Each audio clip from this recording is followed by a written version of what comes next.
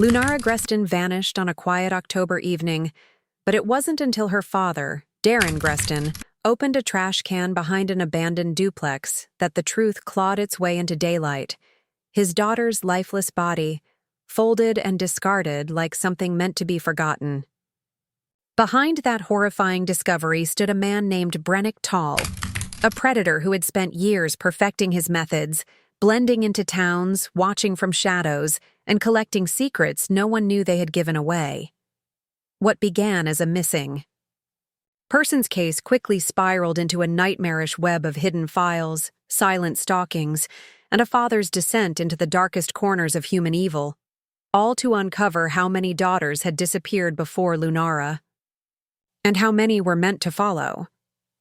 Lunara Grestin had always been a quiet girl, a presence that moved softly through the world without demanding much attention. At 19, she had just started her first semester at Southmark College in the modest town of Morrow Pines. Living with her father, Daren Grestin, she had built a quiet life focused on art, reading, and her studies in graphic design. Her routine was predictable: morning classes, afternoons at the library, evenings at home sketching by her window, sometimes with headphones on, humming along to instrumental music. She didn't have many friends, not because she was shy, but because she preferred peace over pointless chatter. Just a month before, she had distanced herself from a group of classmates she once called friends, claiming their energy was too heavy. Her father didn't ask questions. He trusted her instincts. Daren, a high school math teacher and widower for the past 6 years, had a close bond with Lunara. After her mother passed away in a car accident, it had always been the two of them. He learned to do her hair when she was younger, showed up to school plays with flowers, and helped her pick out her first college schedule. Their house wasn't big, but it was warm. It had old wooden floors, shelves full of books, and a kitchen that always smelled like coffee and lemon soap. On a Thursday evening in late October, rain swept through the town, and Lunara texted her father around 5:30 p.m., saying she'd be staying late on campus to work on a project in the art lab. It wasn't unusual. She often lost track of time when she was in creative flow. Daren replied with a thumbs-up emoji and put a lasagna in the oven.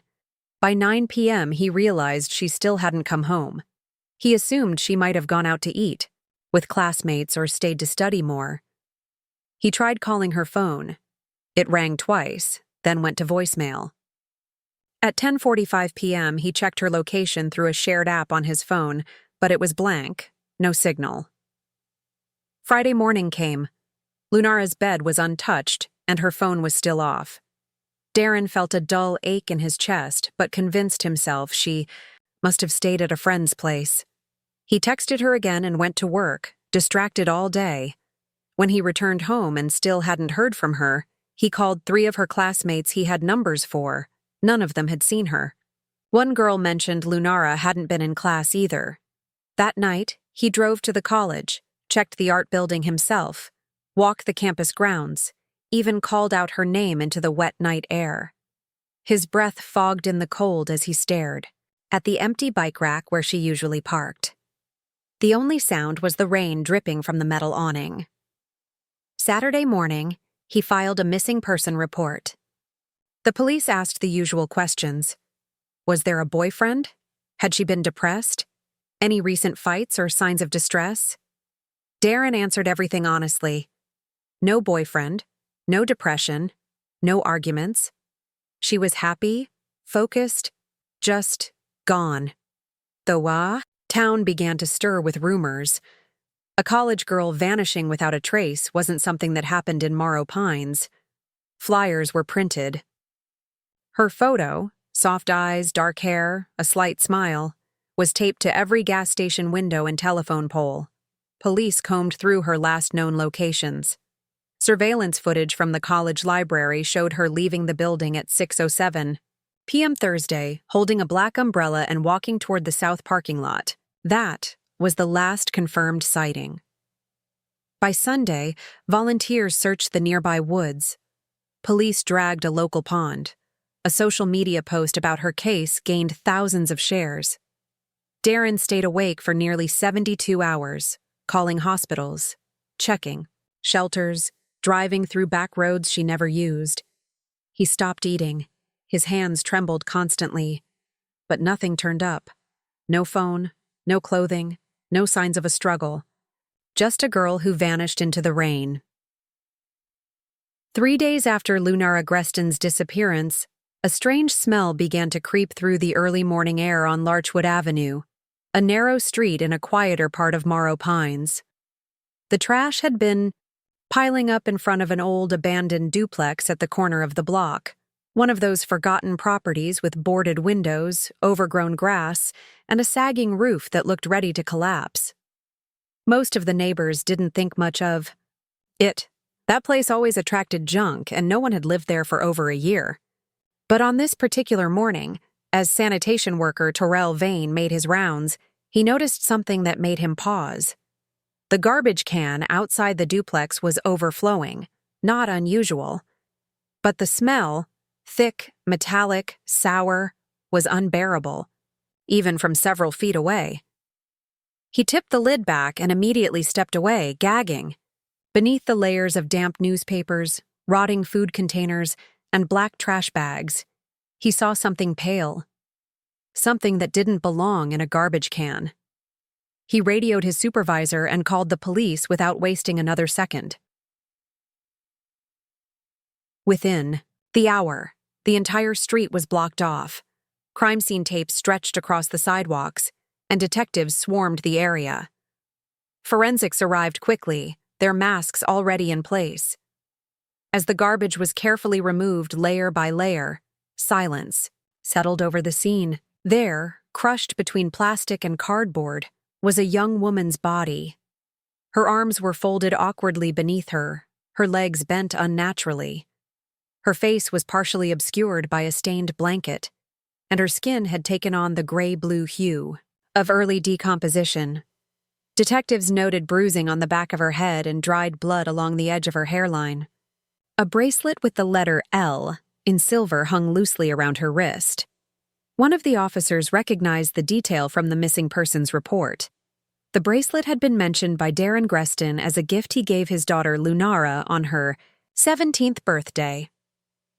A call was placed to the station immediately, confirming their worst suspicion. While forensic teams began collecting evidence from the bin and the surrounding area, another unit was dispatched to the police station, where Daren Grestin had just arrived with doorbell camera footage from the night Lunara disappeared. He had spent hours combing through the recordings, hoping to find anything, any figure, any vehicle, any clue. He sat on a cold bench inside the station, unaware that just blocks away, his daughter's body had been found. When the lead investigator returned with 2 officers by her side, their faces told the story before a word was spoken. Daren stared at them blankly until the words finally dropped like bricks. A female body had been found in a garbage bin on Larchwood Avenue. They believed it was Lunara. He didn't scream. He didn't cry. He just lowered his head, letting his hands fall limp in his lap. Time seemed to freeze. He had spent the last 3 days holding on to the idea that she might still be out there, confused, hurt, maybe scared, but alive. Now that hope was gone, replaced with a sickening stillness. Meanwhile, the scene on Larchwood Avenue grew more tense. Photographers captured every inch of the area. Neighbors stood on their porches, some weeping, others in disbelief. One woman swore she had seen a dark van parked in front of the duplex just 2 nights earlier, but she hadn't thought much of it. No one had moved into the house, and cars sometimes used that stretch of road to sleep off long drives. The garbage bin was taken as evidence. Detectives reviewed footage from traffic cameras on nearby intersections, hoping to track the movements of any suspicious vehicles. One video frame caught their attention. At 1:14 a.m. on the night Lunara disappeared, a dark-colored van was seen turning off the main road and heading toward the area near the duplex. The timestamp matched almost exactly with the time Lunara's phone had gone offline. The investigation had taken a dark, irreversible turn. What was once a missing persons case had become a homicide. The question now wasn't just where Lunara had gone. It was who had put her in that garbage can, and why. The discovery of Lunara Grestin's body had shifted the investigation into overdrive. What began as a desperate search for a missing college student had now become a full-scale homicide case, with every available officer combing through evidence. The key focus was the dark-colored van spotted on a traffic camera near the abandoned duplex on the night of Lunara's disappearance. Investigators traced the vehicle using traffic footage, eventually identifying a partial license plate from another angle. That clue led them to a black utility van registered to a man named Brenic Tawl. Brenic lived in a rental property just 6 miles from the crime scene. He was a 37-year-old HVAC technician who had recently relocated to Morrow Pines after losing his previous job in a neighboring town. According to his rental records, he had moved in quietly 6 months earlier, paid in cash, and kept mostly to himself. Neighbors described him as polite but distant. One neighbor remembered seeing him installing heavy blackout curtains on all his windows within days of moving in. Another noted that he rarely left during the day and only seemed active at night. Police obtained a warrant and moved quickly. The van, parked in Brenic's driveway, was dusty and lined with tools, tubing, and plastic sheeting in the back. It was a work vehicle, but inside, investigators noticed faint brown stains on the rubber matting beneath the tool racks. A portable forensic kit tested the stains on site. The preliminary results showed the presence of blood. Inside the house, things became even more alarming. Brenic's home was eerily clean, almost obsessively so. Not a speck of dust on the floor, not a dish in the sink, no pictures on the walls. The living room was bare except for a single couch, a table, and a tightly locked metal cabinet in the garage. The smell of bleach lingered faintly in the air. Luminol sprayed across the hardwood floors revealed faint traces of blood, trails that had been wiped down but not completely erased. It led toward the back hallway and then disappeared, near a floor vent. Inside that vent, a forensic technician found a small stud earring. Daren Grestin later confirmed that Lunara had been wearing a pair of crescent moon-shaped earrings the day she vanished. The one found in the vent matched the design exactly, in T. The locked cabinet. Officers found duct tape, heavy-duty gloves, rope, and a stack of neatly folded towels stained with a brown residue. There were also cleaning agents, industrial strength, similar to those used by professional cleanup crews. But most chilling of all was the small black notebook tucked behind a box. It contained scribbles, short notes, and codes. Among them, a single phrase stood out: LG 1024 Library 6 p.m. That date and time matched Lunara's last known location. Investigators interrogated Brenic the same day.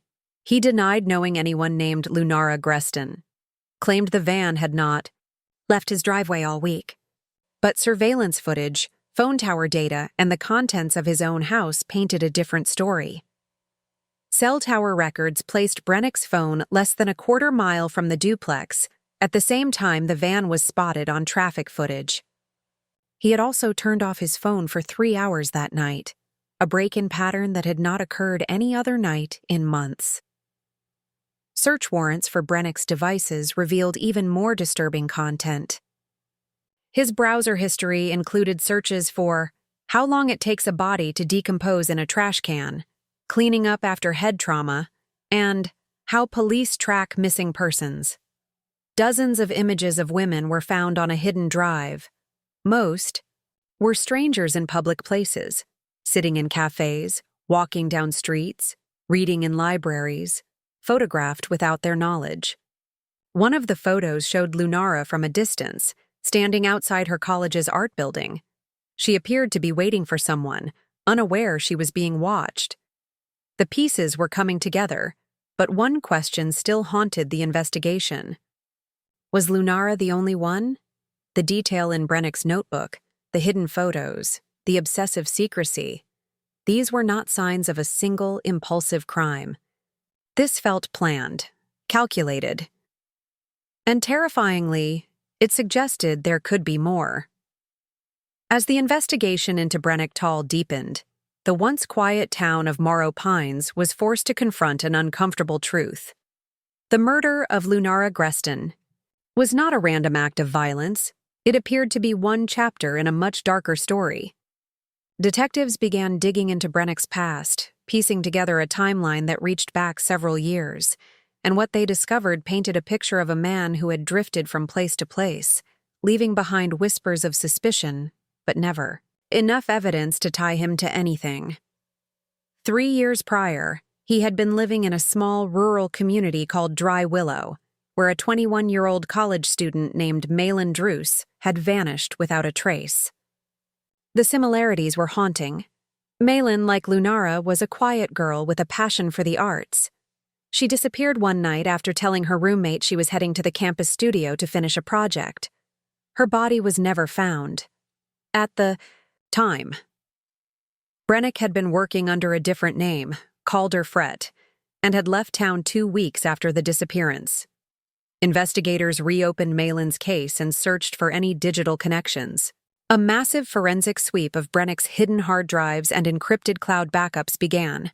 In one password-protected folder labeled Project Echo, police found hundreds of files, videos, images, personal documents, all compiled and organized with chilling precision.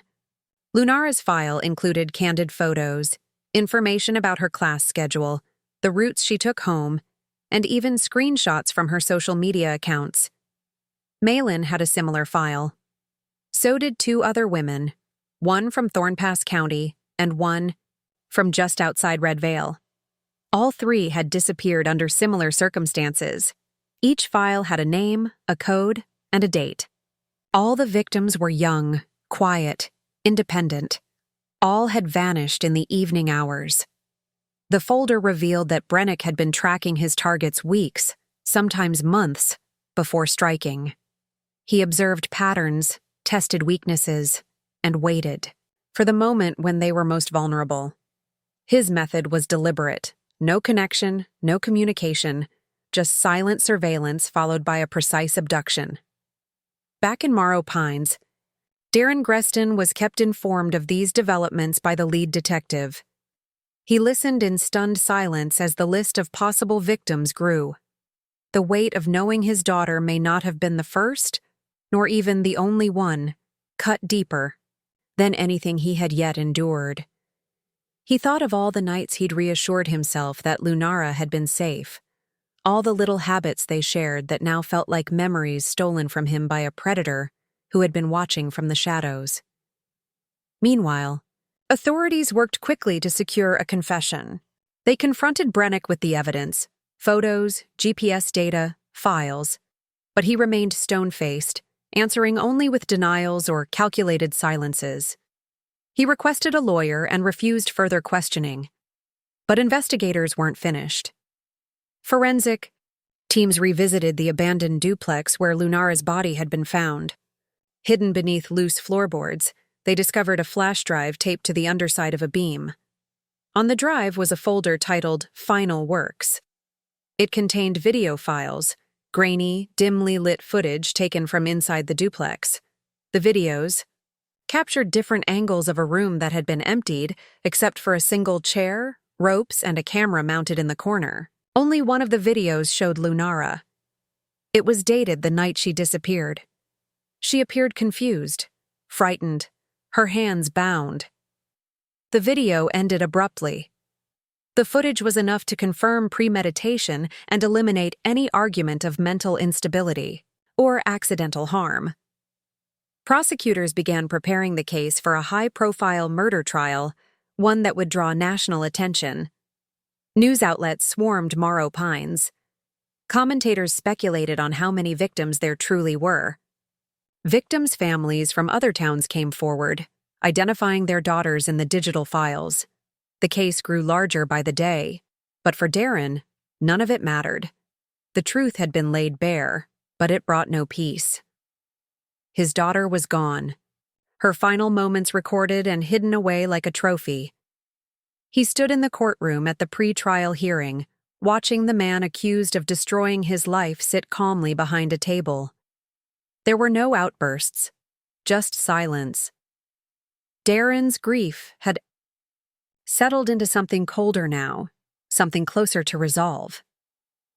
The trial of Brenic Tawl began on a rainy Monday morning in the Morrow Pines Superior Court.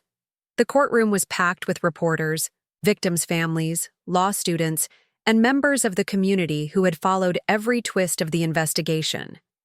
The prosecution came prepared with overwhelming evidence: digital files, surveillance footage, forensic results, and the damning flash drive recovered from the abandoned duplex.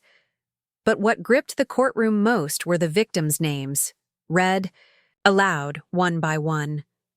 4 confirmed, possibly more, all young women. All vanished without a sound. Brenic sat motionless, his eyes fixed forward. He wore the same neutral expression from every court appearance. His lawyers argued mental instability, an inability to fully comprehend the gravity of his actions. But psychiatric evaluations painted a different picture: calculated, organized, intelligent, and fully aware of the harm he inflicted. The defense's case fell apart quickly under the weight of the evidence. The jury listened in horror as details of Lunara Grestin's final hours were shared. Her routines tracked for weeks, her image catalogued and studied, her life reduced to a file.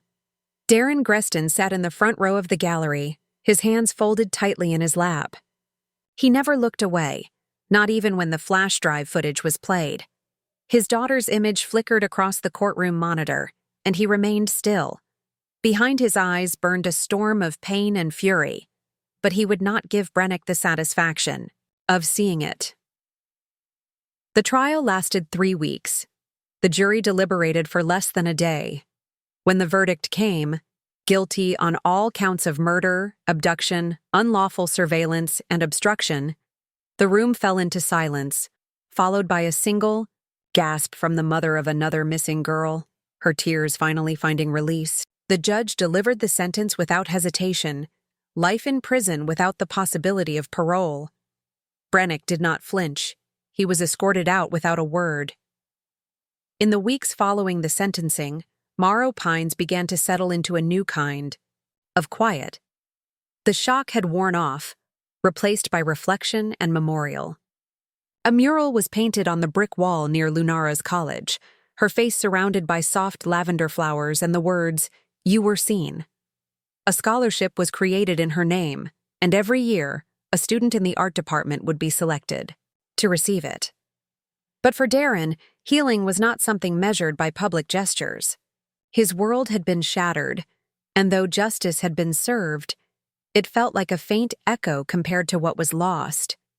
He often found himself returning to Lunara's bedroom, untouched since the night she vanished. Her sketchbook still sat beside her bed, her jacket hung neatly on the hook by the door. He would sit on the edge of her bed, reading her notes, trying to feel her presence in the silence. One evening, as autumn settled in, Daren received an unexpected envelope in the mail. It contained a handwritten letter from a woman named Tessa Moreland. She was the older sister of Malin Druce, the girl who disappeared 3 years earlier. Tessa wrote of grief, of sleepless nights, and of the strange comfort she felt knowing someone else truly understood what it meant to lose a loved one to evil. She thanked Daren for his courage, for pushing the investigation, for not giving up when others might have. She ended the letter with a line that stayed with him long after he folded the paper. "Your daughter's light exposed a monster. Because of her, the rest of us can begin to breathe again." In time, Daren found a quiet strength in remembering Lunara not for how she was lost, but for how she had lived, curious, kind, observant. A light in a dark world. He began speaking at schools, sharing her story, urging young people to trust their instincts, to be vigilant, and to never underestimate the darkness that can hide behind ordinary faces. The case of Lunara Grestin would remain one of the most haunting in Morrow Pines history, not just for its horror, but for how it revealed the invisible threads between strangers, the danger, yes, but also the resilience. Because in the end, one father's love had unraveled a predator's secrets, and even in death, Lunara had given others a chance to survive.